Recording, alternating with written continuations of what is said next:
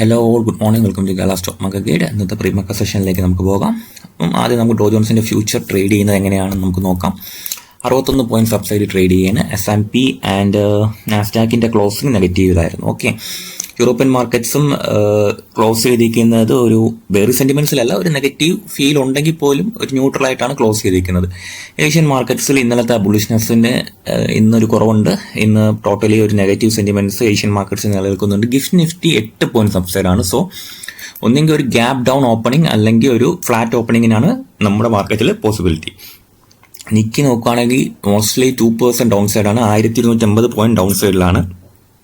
Straight times നോക്കുകയാണെങ്കിൽ 0.68% അപ്പാണ്. അതായത് 37 പോയിന്റ്സ് അപ്സൈഡ് ട്രേഡ് ചെയ്യുന്നു. ഹാങ്സങ് 62 പോയിന്റ്സ് അപ്സൈഡ് ട്രേഡ് ചെയ്യുന്നു. തായ്വാൻ വെയിറ്റഡ് 156 പോയിന്റ്സ് ഡൗൺ സൈഡിൽ. കോസ്പി 329 പോയിന്റ്സ് ഡൗൺ സൈഡിൽ.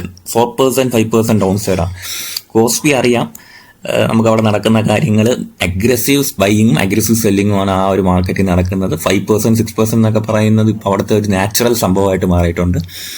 ആൻഡ് നിഫ്റ്റി നിലവിൽ എന്തായാലും 12 പോയിന്റ്സ് അപ്സൈഡിലാണ്. നമുക്ക് എന്തായാലും ഒരു ഗ്യാപ്പ് ഡൗൺ ഓപ്പണിംഗ് പ്രതീക്ഷിക്കാൻ തോന്നുന്നു, അല്ലെങ്കിൽ ഒരു ഫ്ലാറ്റ്. ഓക്കെ, അപ്പം നമുക്ക് നിഫ്റ്റിയുടെ ചാർട്ടിലേക്ക് പോകാം. എന്താ നിഫ്റ്റിയിൽ സംഭവിക്കുന്നതെന്ന് നമുക്കറിയാം.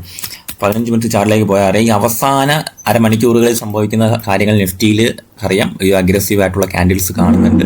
സോ അതിൻ്റെ കാര്യങ്ങൾ സെബി തന്നെ ക്ലിയർ ചെയ്യേണ്ടിയിരിക്കുന്നു. ഇതൊക്കെ എന്തെങ്കിലും എന്താ പറയുക, റിയലായിട്ട് നടക്കുന്ന ട്രേഡാണോ അതോ ഇപ്പോഴത്തെ മാറ്റങ്ങളിൽ വന്ന കാര്യമാണോ എന്ന് എനിക്കിപ്പോഴും ഡൗട്ടുണ്ട് ഇത് ഇങ്ങനത്തെ ക്യാൻഡിൽസ് കാണുന്നതിൽ. സോ എന്തായാലും മാർക്കറ്റിൻ്റെ ഒരു ഓവറോൾ സ്ട്രക്ചറിൽ ഇപ്പോഴും മാർക്കറ്റ് പോസിറ്റീവ് ആണ് എന്നുള്ള കാര്യം നമുക്കറിയാം. സോ ജസ്റ്റ് പുൾ ബാക്ക് വരുവാണെങ്കിൽ നമുക്ക് 2 ലെവൽസ്, നമുക്ക് ഒരു മൈനർ ലെവൽസ് നമുക്കൊന്ന് നോട്ട് ചെയ്ത് വയ്ക്കാം. പുൾ ബാക്സ് വരുവാണെങ്കിൽ 24,341. ഓക്കെ, ഈ ഒരു റേഞ്ച് മാർക്കറ്റിൻ്റെ ഡിമാൻഡായിട്ട് ആക്ട് ചെയ്യാം. 24,340 330 റേഞ്ച് മാർക്കറ്റിൻ്റെ ഒരു ഡിമാൻഡായിട്ട് ആക്ട് ചെയ്യാൻ പോസിബിലിറ്റി ഉണ്ട്. ഇന്നലത്തെ ലെവൽസ് ഞാൻ അതേപോലെ കീപ്പ് ചെയ്യാൻ ആഗ്രഹിക്കുകയാണ്. ആൻഡ് 24,770 മാർക്കറ്റിൻ്റെ ഒരു സെല്ലിംഗ് പ്രഷർ ഉണ്ടാവുന്ന ഏരിയ ആയിട്ട് ആക്ട് ചെയ്യാൻ പോസിബിലിറ്റി ഉണ്ട്. ആൻഡ് അവിടെ നിന്നും 25,280 ഞാൻ ആ ഒരു ഏരിയയിലേക്കാണ് മാർക്കറ്റിൻ്റെ ഒരു ഹയർ പോസിബിലിറ്റി ഞാൻ കാണുന്നത്. എന്തായാലും ഞാൻ ക്ലോസ്ലി വാച്ച് ചെയ്യാം. ഒരു മൈനർ ലെവലും കൂടെ ഞാൻ വരയ്ക്കുകയാണ് 24,920. ഓക്കെ, ഈ സോൺസിലായിരിക്കും ഞാൻ കൂടുതൽ ഫോക്കസ് ചെയ്യുന്നത്. അപ്പോൾ റിസൾട്ട് വന്ന കമ്പനികളൊക്കെ ഞാൻ ഇന്നലെ അപ്ഡേറ്റ് ചെയ്തിട്ടുണ്ടായിരുന്നു. കമൻസ് ഇന്ത്യ ഡീസൻറ്റ് റിസൾട്ട് ആയിരുന്നു. GNFC ഡീസൻറ്റ് റിസൾട്ട് ആയിരുന്നു. നമ്മുടെ ടെലിഗ്രാം ചാനൽ അപ്ഡേറ്റ് ചെയ്തിട്ടുണ്ട്. ആസ്റ്റർ DM ഗുഡ് റിസൾട്ട് ആയിരുന്നു. TV ടുഡേ അത്യാവശ്യം നല്ല റിസൾട്ട് ആയിരുന്നു. ന്യൂല ലബോറട്ടറീസ് ഗുഡ് റിസൾട്ട് ആയിരുന്നു. ബോണ്ടാഡ എഞ്ചിനീയറിംഗ് ഗുഡ് റിസൾട്ട് ആയിരുന്നു. അപ്പോൾ ഞാൻ അങ്ങനത്തെ കുറച്ച് കമ്പനികൾ അപ്ഡേറ്റ് ചെയ്തിട്ടുണ്ടായിരുന്നു. പിന്നെ ഞാൻ ഇന്നലെ എടുത്ത ഇൻഡോമൈൻ എന്നുള്ള കമ്പനി ട്രേഡ് എടുത്തിരുന്നു. ഞാൻ പേഴ്സണൽ ട്രേഡ് എടുത്തതാണ്. അത് ഞാൻ അപ്ഡേറ്റ് ചെയ്തിട്ടുണ്ടായിരുന്നു. ആൻഡ് സ്റ്റിൽ ആ ചാർട്ട് ലുക്സ് ഗുഡ്.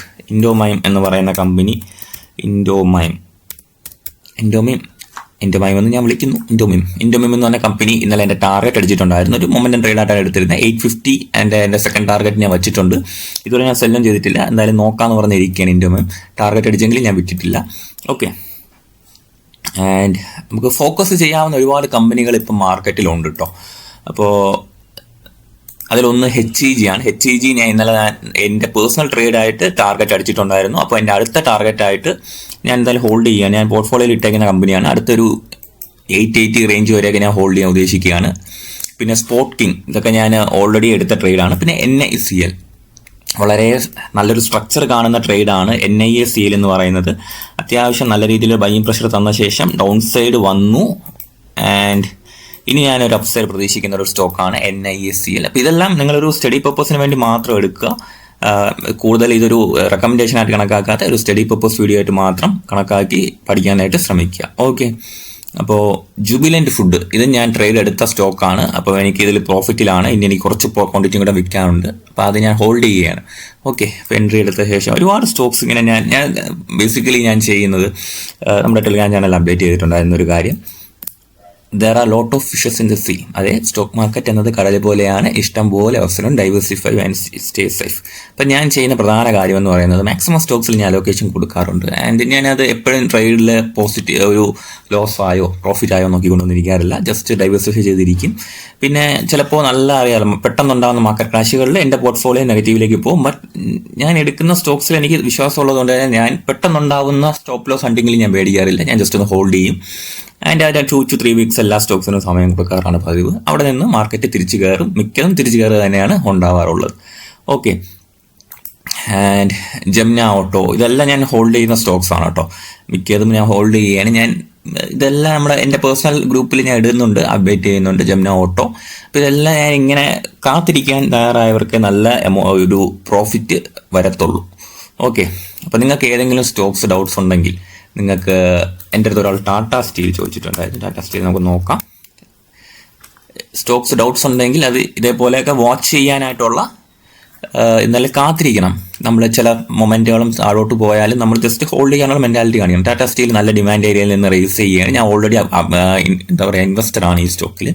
151 റേഞ്ചിൽ ഇപ്പോൾ 192 എത്തിയിട്ടുണ്ട്. സ്റ്റിൽ ഗുഡാണ്. ഓക്കെ, ടാറ്റ സ്റ്റീൽ എൻ്റെ അടുത്ത് ഒരാൾ ചോദിച്ചിരുന്നു, അതുകൊണ്ടാണ് ഞാൻ ഇത് എടുക്കുന്നത്. ഓക്കെ, പിന്നെ Aditya Birla fashions, one of the ഇതിനി എൻ്റെ പ്രയോറിറ്റിയിലുള്ള സ്റ്റോക്കാണ് ആദിത്യ ബിർള ഫാഷൻസ് എന്ന് പറയുന്നത്. ആൻഡ് എനിക്ക് ഇഷ്ടപ്പെട്ട ഒരു സ്ട്രക്ചറലി ഇഷ്ടപ്പെട്ട ഒരു രീതിയിലേക്ക് വരുന്നുണ്ട്. നമുക്ക് നോക്കാം. ആദിത്യ ബിർള ഫാഷൻസ് ഞാൻ അപ്ഡേറ്റ് ചെയ്യാം. പബ്ലിക് ഗ്രൂപ്പിൽ ഇതിൻ്റെ ഒരു അപ്ഡേറ്റ് ഞാൻ ചെയ്യുന്നതായിരിക്കും. മെച്ചുവറായി വരുന്നുണ്ട് സ്റ്റോക്ക് എന്നെ സംബന്ധിച്ച്. നൈക്ക, ഇതും ഞാൻ ടാർഗറ്റ് ഹിറ്റ് ചെയ്ത സ്റ്റോക്കാണ് കേട്ടോ. ഞാൻ ഈ ഒരു ഏരിയയിലൊക്കെയാണ് എടുത്തത്. അതിൽ 230 റേഞ്ചിലെടുത്തു. ശേഷം ഞാൻ 370 റേഞ്ചിൽ ഈ സ്റ്റോക്കിൽ പ്രോഫിറ്റ് എടുത്തു. ഇപ്പോൾ അതിനുശേഷം ബിൽഡ് ചെയ്ത് പോയിക്കൊണ്ടിരിക്കുകയാണ്. 420 റേഞ്ചിലേക്കാണ് ഈ സ്റ്റോക്ക് മൂവ് ചെയ്യുന്നത്. ഓക്കെ, പിന്നെ ബ്രേക്ക്ഔട്ട് സ്റ്റോക്ക് ഞാൻ ഒരെണ്ണം പറയാം. ഇന്നലെ എൻ്റെ കണ്ണിൽപ്പെട്ടാണ്. സുവൻ ലൈഫ് സയൻസ് ബ്രേക്ക്ഔട്ട് റീറ്റസ്റ്റ് സ്റ്റോക്കായിട്ട് പോകുന്നുണ്ട്. നല്ല രീതിയിൽ മൂവ്മെൻറ്റ് നടക്കുകയാണ്. അപ്പോൾ ഇങ്ങനത്തെ ഒരുപാട് അവസരങ്ങൾ മാർക്കറ്റിൽ ഇങ്ങനെ ഉണ്ട്. നമ്മൾ 1-2 സ്റ്റോക്സ് ഫോക്കസ് ചെയ്യുമ്പോഴത്തേക്കും അതിന് പകരം 100-200 സ്റ്റോക്കുകൾ വേറെ അവസരങ്ങൾ തന്നുകൊണ്ടേയിരിക്കും. അപ്പോൾ നമ്മൾ ഡൈവേഴ്സിഫൈ ചെയ്യാനുള്ള ധൈര്യം കാണിച്ച് മാറി നിന്ന് കഴിഞ്ഞാൽ ഇതെല്ലാം റൗണ്ട് ചെയ്ത് നമുക്ക് പ്രോഫിറ്റ് ബുക്കിംഗ് ചെയ്യാൻ പറ്റും. സർക്കിൾ ചെയ്യാൻ കഴിയും. ഒരു റൊട്ടേഷൻ, നമ്മുടെ കയ്യിലുള്ള ഫണ്ട് റൊട്ടേറ്റ് ചെയ്യാനായിട്ടുള്ള അവസരം ഉണ്ട്. ഓക്കെ, നമ്മുടെ ടെലിഗ്രാം ചാനൽ ജോയിൻ ചെയ്തിട്ടില്ലാത്തവർ ജോയിൻ ചെയ്യുക. അതിൻ്റെ നിങ്ങൾക്ക് എനിക്ക് പേഴ്സണലി മെസ്സേജ് ചെയ്യണമെങ്കിൽ മെസ്സേജും ചെയ്യാവുന്നതാണ്. Okay, so thank you.